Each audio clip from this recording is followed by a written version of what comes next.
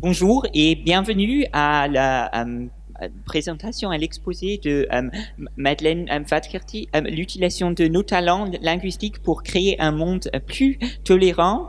Donc maintenant, je vais passer la parole à Madeleine. Bienvenue d'être. Et c'est vous qui va prendre les questions par l'application? Pardon, j'avais oublié de vous dire, donc elle va parler pendant à peu près 20-25 minutes, et puis on aura 20 minutes à disposition pour les questions. Donc comme bien sûr vous saurez maintenant, nous prenons les questions dans l'application Slido, donc sli.do. Donc vous pouvez trouver l'application sur Internet. Il ne faut rien télécharger, et puis il faut entrer le mot de passe polyglotte, et puis choisir la salle EGI. Puis je crois que c'est tout. Oui, vous pouvez aussi voter pour prioriser les questions. Donc on prendra les questions les plus populaires. Merci. Ok. Bonjour tout le monde. Vous allez bien ce dimanche matin? Oui. Prêt pour commencer? Bon, d'accord. Aujourd'hui, je vais parler avec vous sur l'utilisation de nos talents linguistiques pour créer un monde plus tolérant, mais c'est en parlant de ce que j'ai fait pendant que je travaillais dans le musée de l'Holocauste à Washington. Je m'appelle Madeleine Vadkerty, je suis américaine, mais j'habite ici à Bratislava. Je suis retraitée, je ne travaille plus, mais je travaille toujours. Bon, juste pour que vous le sachiez, parfois il y a des gens qui ont peur d'assister à mes présentations parce qu'ils ont peur qu'ils vont voir des photos perturbantes ou qu'ils vont entendre quelque chose de perturbant. Et il n'y aura rien de ça, au moins pas de ma part, en tout cas, pour que personne n'ait peur. Parce qu'il y a des gens que parfois ils m'approchent et ils me disent je n'ai pas assisté parce que j'avais peur d'entendre quoi que ce soit. Mais de quoi on va parler aujourd'hui, c'est comment j'ai utilisé ma connaissance de langues étrangères pendant ma carrière au musée de l'Holocauste à Washington. J'ai travaillé là pendant 6 ans. Et comment ce genre de travail peut rendre notre monde meilleur, notre propre monde, et où vous pouvez trouver des renseignements si jamais une carrière dans les droits humains vous intéresse. J'ai travaillé au musée de l'Holocauste pendant 6 ans, de 1998 jusqu'à 2004. Et pendant ce temps, j'ai utilisé plusieurs langues étrangères, même des langues que je ne connais que passivement. Ça, c'est une photo de moi dans une archive ici à Bratislava. C'était un jour où mes cheveux avaient décidé de coopérer avec moi. Ça n'arrive pas tous les jours, mais j'essaie d'avoir l'air sérieux. Je suis en train d'étudier des documents. Je vais raconter tout ça plus tard, ce que je fais là. Mais mon travail consistait à mettre ensemble des preuves de cette histoire troublante pour qu'elle soit disponible dans l'avenir, dans 500 ans, quand on ne sera plus là. Et j'ai fait ce travail dans beaucoup de pays, comme vous voyez, en Croatie, en Slovaquie, en Hongrie. Je ne parle pas l'hongrois, mais tout de même. Et en Ukraine, en Italie, en Pologne, en Serbie et dans la République tchèque. J'ai pu beaucoup voyager grâce à mes connaissances de langue. Alors, il faut que je vous dise que j'ai oublié de mettre que je comprends l'allemand. Mais j'ai utilisé le slovaque, le tchèque, l'italien, l'ukrainien, le yiddish, le polonais, et puis le serbe, le croatien. Ah oui, j'ai mis l'allemand. J'ai oublié que j'avais pas oublié de le mettre. Bon, d'accord. Dimanche matin. Et puis des autres langues. J'utilisais des autres langues de temps en temps quand il y avait des gens qui venaient au musée, par exemple des Français ou des gens qui venaient de l'Espagne. Et j'ai vu, pendant ces 6 ans, j'ai vu plein de choses, des milliers de documents, de photos, de films, de lettres, des journaux, des affiches. Et je me suis rencontrée avec beaucoup de gens qui m'ont donné leurs témoignages. Et puis aussi, ils m'ont donné des objets pour le musée. Et là, je peux vous dire, on en parlera si vous avez des questions, mais parfois, j'ai mis 2 ans pour recevoir un objet de quelqu'un, parce qu'il fallait cultiver un bon rapport, parce que ces choses, parfois, je me rappelle, une femme m'a donné quelque chose et elle m'a dit, c'est la dernière chose que j'ai reçue de mon père. Alors, elle a eu du mal pour se séparer avec. Mais c'était, j'essayais d'expliquer que c'était pour la conservation et pour l'avenir. Et j'ai traduit aussi, j'ai traduit beaucoup de documents. Je vais vous montrer quelques exemples, mais je peux vous dire que c'est vraiment très peu. Ça, c'est une lettre qu'un garçon de 5 ans a écrit au président de la Slovaquie, de l'État slovaque. Sa famille avait été baptisée, il demandait de l'aide pour lui et pour sa famille. Et j'ai fait les recherches et j'ai pu savoir ce qui s'est passé avec lui et avec sa famille. Et il y a 3 semaines, j'ai fait la connaissance de la fille de cette personne parce qu'il a survécu la guerre. Ça, c'est une photo de la Croatie avec des enfants qui avaient besoin de mettre l'étoile juive sur leurs vêtements. J'ai fait aussi une traduction d'une jeune femme qui avait décrit qu'est-ce qui s'est passé à Osijek en Croatie et qu'elle avait eu besoin de mettre ça. On a eu beaucoup de mal pour recevoir cette étoile et j'ai mis peut-être 2-3 ans pour qu'elle me le donne. Et puis maintenant, on peut le voir dans le musée à Washington. Ça, c'est un document qui est en allemand et en serbe, après l'invasion de la Serbie par les Allemands, où il décrit dans le document toutes les choses qui sont interdites pour les Juifs. Par exemple, là, il y a marqué qu'un Juif ne peut pas avoir un radio. Écoute, non. Oui, un radio. Je ne sais pas si j'ai bien dit ça ou pas. Bon. En tout cas, j'ai ce document avec moi, une photocopie si quelqu'un veut le voir. Mais une moitié est en allemand et l'autre moitié est en serbe. Ça, c'est une affiche en tchèque où on devait dire quelque chose à quelqu'un s'il voyait qu'un juif a demandé trop d'argent pour ses produits ou pour ses services. Et ça, c'est pour montrer qu'il y avait encore autre chose que les lois vers les Juifs. Ça, c'est un journal de la résistance aux Pays-Bas.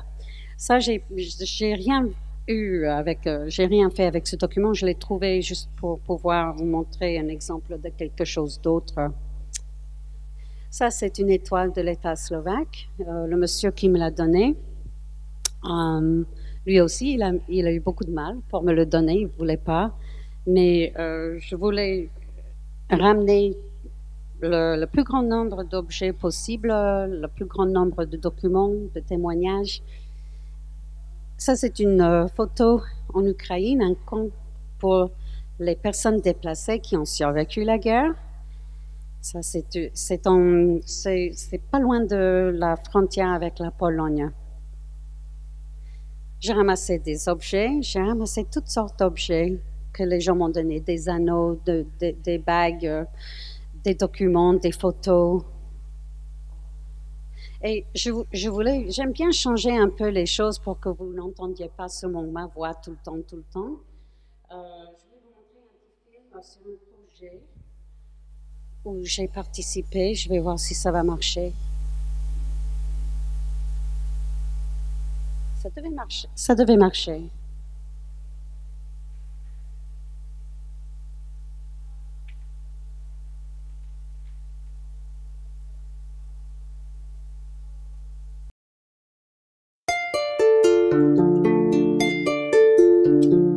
Before the Second World War, Warsaw was one of the largest Jewish cities in the world. At its heart was the Great Synagogue on Tłomackie. The main Judaic library and the Institute of Judaic Studies completed the synagogue complex. In 1940, the Germans created the Warsaw Ghetto. Emanuel Ringelblum and his team began to document, in secret, the tragedy taking place in the Warsaw Ghetto.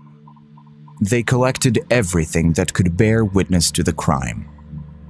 They would meet on Saturdays in the building of the main Judaic library.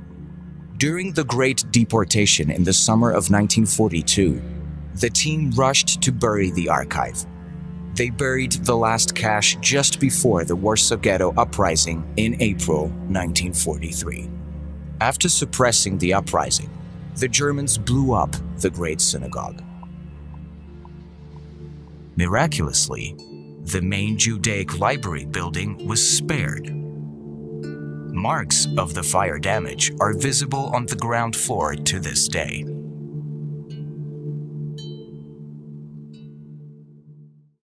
After the war, the building became home to the Central Jewish Historical Committee. Holocaust research began here. In September 1946, the first part of the Ringelblum archive was found in the rubble of the ghetto and deposited in this building. In 1947, the Jewish Historical Institute was established and has been the custodian of the Ringelblum archive ever since. The Jewish Historical Institute has quietly worked to preserve this unique testimony and is dedicated to the documentation and study of the history of Polish Jews, the Holocaust, and its aftermath. Next year, in 2017, the Jewish Historical Institute will open a permanent exhibition dedicated to the Ringelblum archive in the very building where his team used to meet.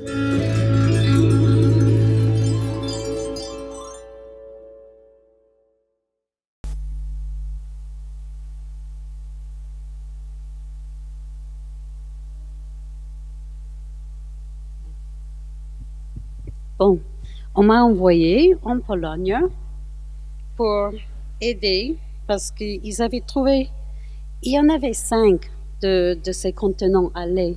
Et il y avait des milliers de morceaux de papier qui ont été étouffés là-dedans. Et j'ai travaillé avec une équipe de personnes et mon travail consistait à identifier la langue et qu'est-ce que c'était comme document. Et ils m'ont dit de ne rien lire parce qu'il n'y avait pas le temps. Mais j'ai beaucoup lu tout de même parce que je fais pas toujours ce qu'on me dit de faire. Et c'était vraiment tout, de tout. Il y avait de tout là-dedans. Ça, vous avez vu dans le film, c'est un exemple d'un dessin. Ça, c'est une chanson que je ne vais pas vous chanter, qui est en yiddish. Il y avait la poésie, des lettres, des photos, des journaux. Ça, c'est des billets pour la nourriture dans le ghetto. Et ça me rappelle un peu les billets qu'on nous a donnés pour cette conférence. Quand je l'ai vu, j'ai décidé de le mettre dans la présentation. Et je crois qu'on a travaillé là-dessus pendant beaucoup d'années. Parce qu'il y en avait 5, on en a trouvé 4. Et puis, on cherche toujours le 5e. On ne sait pas où c'est. Mais ça a été vraiment intéressant parce qu'on peut voir comment était la vie quotidienne dans le ghetto à Varsovie. Il y avait aussi un ghetto à Shanghai. Qui appartenait à ce temps-là aux Japonais. Ça, c'est quelque chose que j'ai pris de pages d'Internet du musée. Et c'est un dictionnaire allemand-japonais pour les gens qui habitaient dans le ghetto. J'ai un cousin qui a survécu la guerre de cette manière. Il n'est plus vivant, mais il a dit que c'était vraiment très spécial. Ça, c'est un emballage pour un bonbon. On trouve de tout et on met de tout dans les archives pour l'avenir. Je pourrais vous montrer des photos de tout ça pendant la journée entière. Il y a des millions de pages dans plus de 100 langues à ce sujet. Mais il y a beaucoup de gens qui disent que cette histoire n'est plus pertinente parce qu'elle est vieille. Ça s'est passé il y a très longtemps, mais pour moi, je trouve que c'est toujours relevant parce qu'il y a eu des génocides depuis et il faut apprendre de l'histoire et cette histoire nous fait réfléchir sur les conséquences de la haine et l'extrémisme et le nationalisme.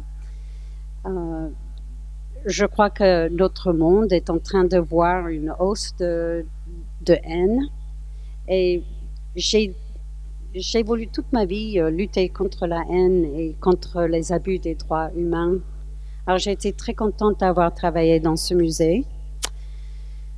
Si quelqu'un voudrait faire une carrière dans les droits humains, j'ai décidé de faire une petite recherche et j'ai vu que sur LinkedIn, il y a plus de 9000 posts dans les droits humains aujourd'hui, ce matin ou hier. Et sur Indeed.com, j'en ai vu plus de 32 000.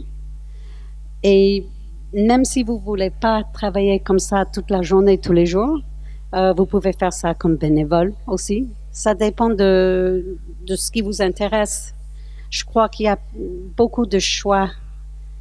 Je voulais vous fournir quelques bonnes adresses. Voilà l'adresse. Le premier, c'est l'adresse du musée de l'Holocauste à Washington, où j'ai travaillé.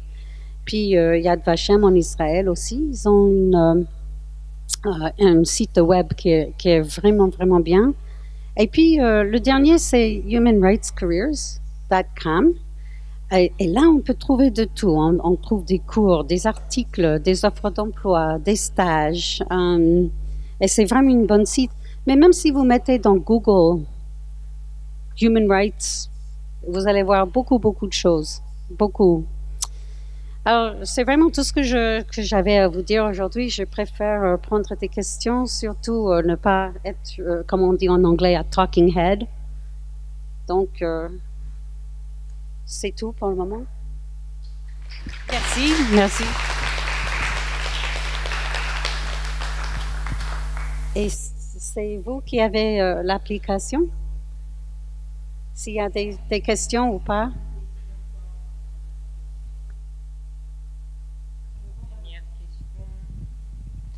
Madeleine, comment est-ce que tu arrives à ne pas faire des cauchemars ou te sentir écrasée par tout ce que tu apprends sur ces crimes atroces? C'est une bonne question. Les premiers 6 mois que j'ai travaillé là, je faisais des cauchemars assez souvent. Et un jour, je me rappelle, nous étions dans une salle à manger. Je mangeais avec des collègues. Et on a commencé à parler de ça. Comment est-ce qu'on fait la nuit s'il y a des cauchemars? Parce que j'avais des cauchemars au début. Et il y avait même ma famille qui me disait qu'il était difficile de vivre avec moi. Imaginez-vous ça.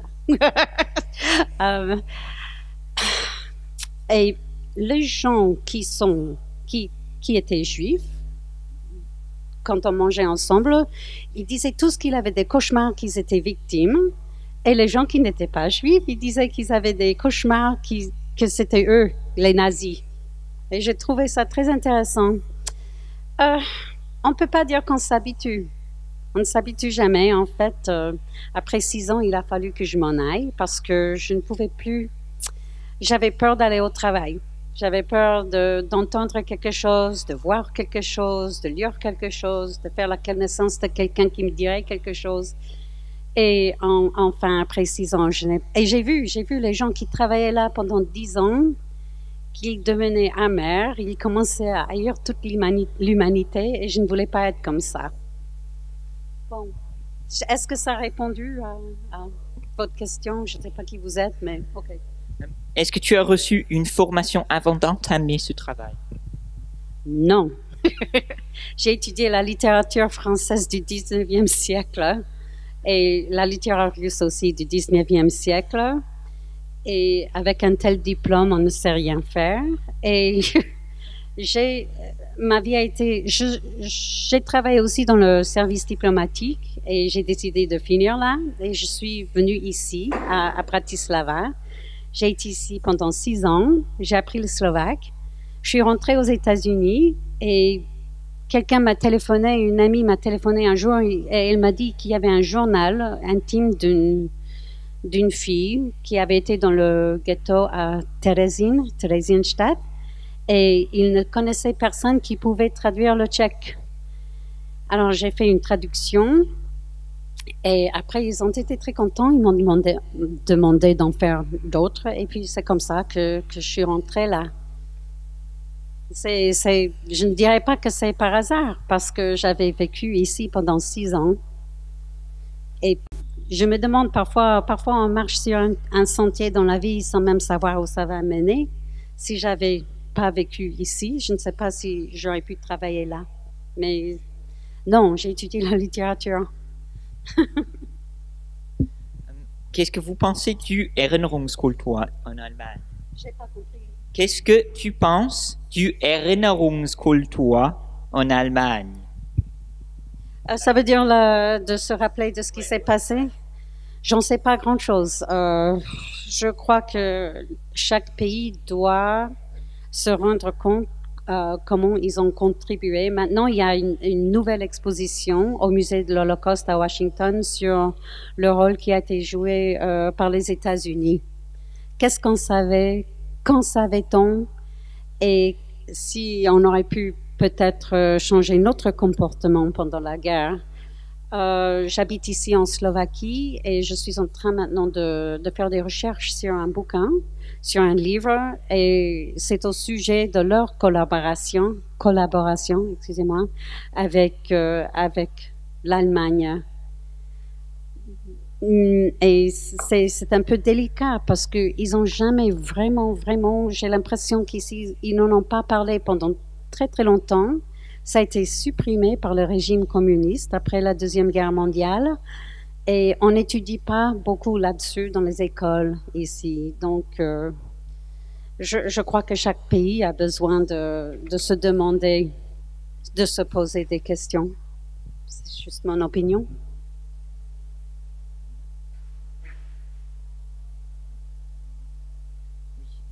Pourquoi les papiers déchirés étaient cachés dans les jarres de lait? Pour les protéger? Oui, c'était pour les protéger. Ils faisaient ça en secret. Ils les ont... comment dit-on ça en français? They buried them. Ils les ont cachés. Ils ont fait ça en cachette, justement pour protéger et pour ne pas être punis. Il n'y a plus de questions dans l'application, donc est-ce qu'il y a quelqu'un qui veut poser une question directement? Je ne peux pas comprendre pourquoi cette personne a voulu garder cette étoile. Pourquoi? Je ne comprends pas ça. Pouvez-vous me l'expliquer?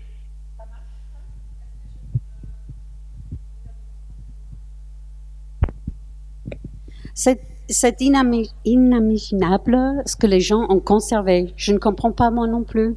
Heureusement qu'ils ont conservé ces objets, mais parfois c'était, comme j'ai dit avant, quelqu'un qui avait reçu quelque chose qui venait de leurs parents, ou quelque chose comme ça, mais très souvent, et je ne comprends pas pourquoi les États ont conservé tant de papiers. J'ai trouvé plus de 3 millions de papiers ici en Slovaquie. Tout est conservé comme ça, mais il y a beaucoup d'objets qu'on voudrait avoir, qu'on peut pas avoir, qu'on peut plus avoir.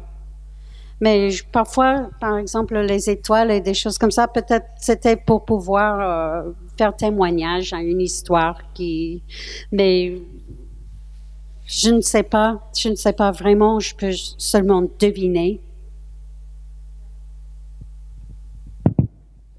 Je suis arrivée après le début de votre conférence, je suis tout à fait désolée, mais j'aimerais revenir sur votre idée.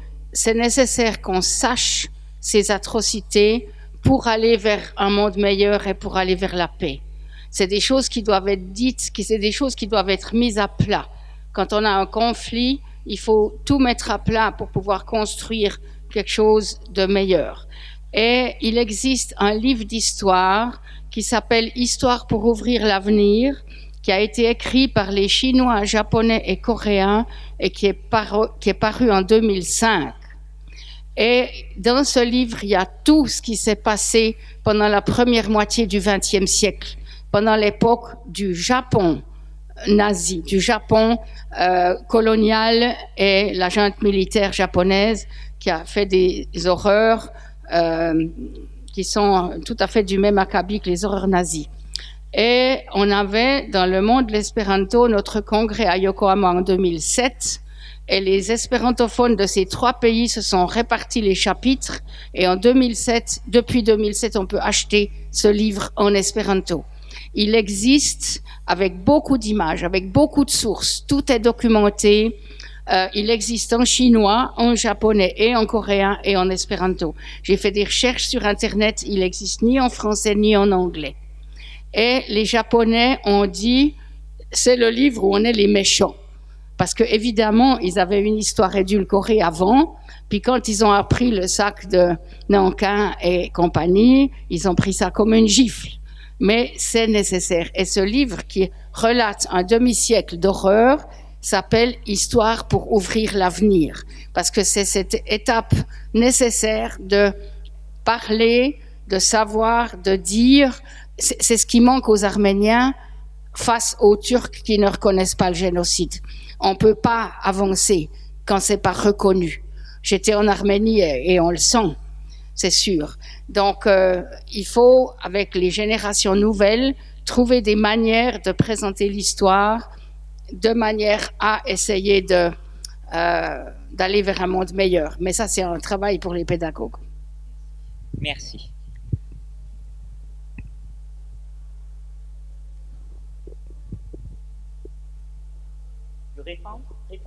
Je crois que c'était plutôt un commentaire. Je crois plutôt que je suis d'accord qu'il faut se rappeler.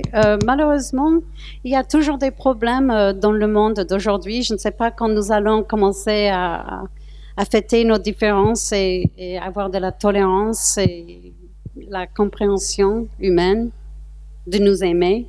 Je me demande bien. Faut faire un effort. Oui, alors déjà première question, il s'appelle comment en espéranto le livre? Ok, d'accord, merci. Et oui, donc par rapport à cette histoire de devoir de mémoire, tu avais déjà abordé le fait que les pays ont des points de vue différents. Je ne vous entends pas, je m'excuse. Par rapport au devoir de mémoire, ah ouais, c'est mieux. Par rapport au devoir de mémoire, tu avais déjà dit qu'il y avait des pays qui avaient un point de vue très différent sur l'histoire. Mireille en a parlé avec le cas du massacre de Nankin, qui est visiblement pas si connu que ça au Japon. Je peux prendre l'exemple des pays baltes qui se considéraient comme occupés par les soviétiques et du coup n'ont pas forcément mal vu l'arrivée des Allemands. Et du coup, bon, c'est une question sans doute très vague et sans doute sans vraie réponse, mais à ton avis, qu'est-ce qu'il faudrait faire en fait pour que ce type d'histoire soit davantage connu par les peuples en fait? Je ne suis pas très sûre d'avoir tout compris. Je m'excuse. Il y a les gens qui, par exemple, les gens qui nient que ça s'est passé, c'est ça? Oui, enfin, ou alors simplement parce que il y a certains faits historiques qui ne sont pas forcément bien connus dans les pays. Par exemple, le cas, Mireille a parlé du cas de Nankin qui est pas très connu au Japon, sans doute pour des questions d'histoire nationale où on essaye de cacher un petit peu. Oui. Oui, je crois que c'est très important pour les pays de se rendre compte de ce qui s'est passé. Il y a des pays qui ont beaucoup de mal avec ça. Et je crois qu'une chose, c'est la documentation est très importante et l'enseignement. J'ai su, par exemple, en Slovaquie, qu'on enseigne seulement 3 heures sur toute la Deuxième Guerre mondiale. Ouais, nous c'est très peu, c'est pas assez. Ouais, je vois. Par exemple, nous en France, on a des programmes entiers. La Première et Deuxième Guerre mondiale, on a fait peut-être pas la moitié de notre scolarité là-dessus, mais on connaît pas mal de choses là-dessus. Mais il nous a fallu quand même du temps pour digérer ça. Je crois que la participation de l'État français dans le génocide, elle a été reconnue que sous Jacques Chirac, presque 60 ans après la fin de la guerre. Oui, en France, ils n'ont pas voulu ouvrir pour nous leurs archives. Hein. Ah, ils n'ont pas voulu. Ils n'ont pas voulu. Peut-être c'est trop sensible, un point trop sensible, peut-être avec le passage du temps. Mais parfois, quand on est dans une archive et on touche un morceau de papier, ça tombe en morceaux dans ma main. Parce que ces papiers sont vieux. Je crois que chaque pays répond différemment. Aux États-Unis, j'ai su, il y a un mois, ils ont fait un sondage et ils ont su que 40% des Américains ne savent pas ce que c'est qu'à Auschwitz. Ils n'ont aucune idée. Et 2/3 quand ils sont plus jeunes. Donc, on a beaucoup de travail à faire. C'est vrai. Oui, beaucoup de travail à faire. Dans mon pays aussi, aux États-Unis.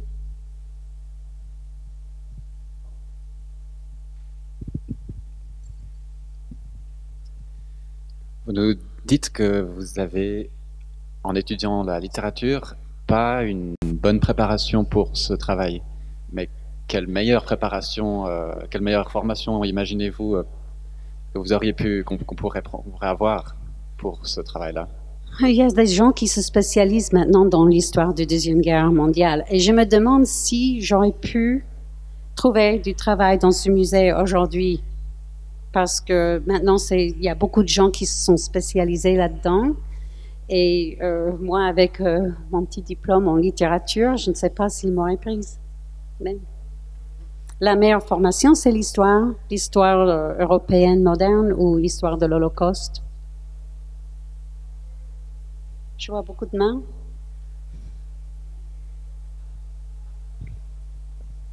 Hello.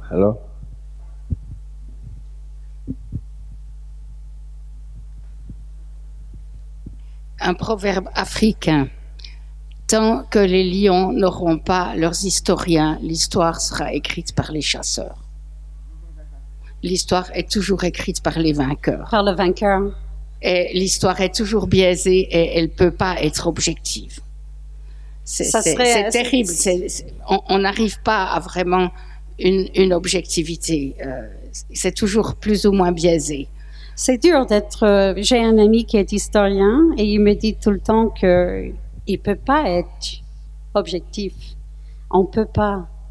Mais je crois que c'est très important d'essayer de faire notre mieux. C'est tout ce qu'on peut faire.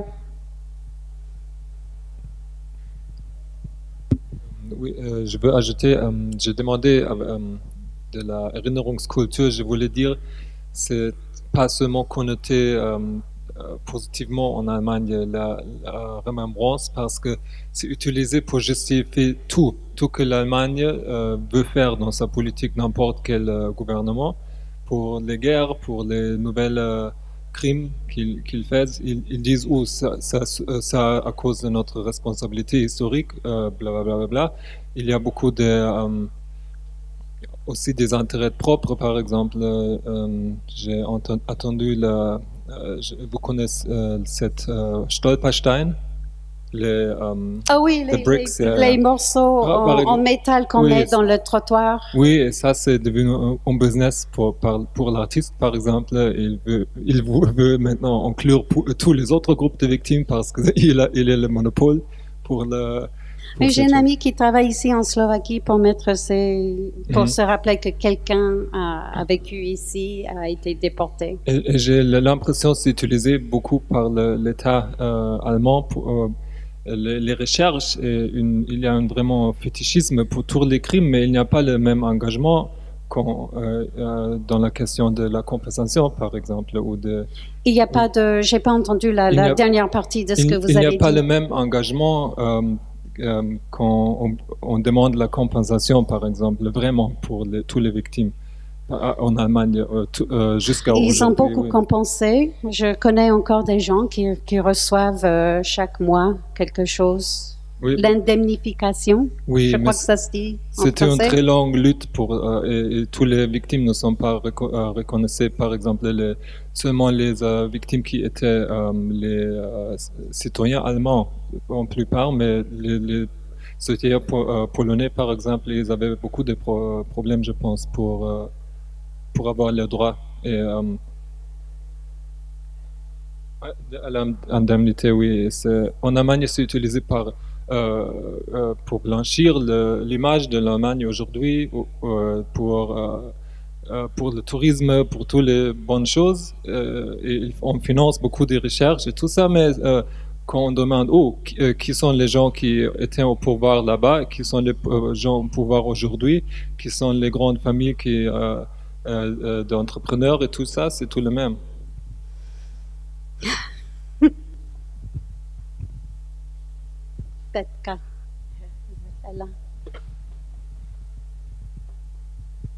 Madeleine, j'ai une question un peu personnelle à te poser. Crois-tu que ton fils a appris quelque chose de ton parcours de vie? Parce que je trouve qu'il est tellement admirable. Oh, c'est gentil de m'avoir dit ça. Mon fils m'a dit que je lui ai emmené trop de fois au musée. Il s'est plaigné. Je ne sais pas. Je ne sais pas maintenant. Il m'a dit qu'il haïssait les langues étrangères et maintenant il étudie le japonais. Je crois qu'il est beaucoup plus comme moi qui voudrait admettre ou avouer, pardon.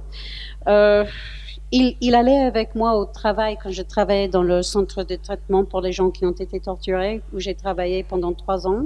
Il a travaillé là un été et c'était pour qu'il sache que il y a ces choses dans ce monde, mais lui, il étudie le management à l'université, il poursuit ses propres intérêts. Et je n'essaie pas de mettre trop de pression pour lui pour qu'il soit... pour qu'il veuille faire beaucoup de travail bénévole ou quelque chose comme ça, qui est l'histoire de ma vie, quoi. Merci. Non. Je sais de quoi tu parles. Non, il n'a que 21 ans, il est toujours en train de chercher son voie dans la vie. Encore tes questions? Bon, j'espère que j'ai pas fait trop d'erreurs en français et j'ai été très contente de parler avec vous aujourd'hui. Je vous souhaite une bonne journée, une bonne fin de conférence. Merci d'être venu.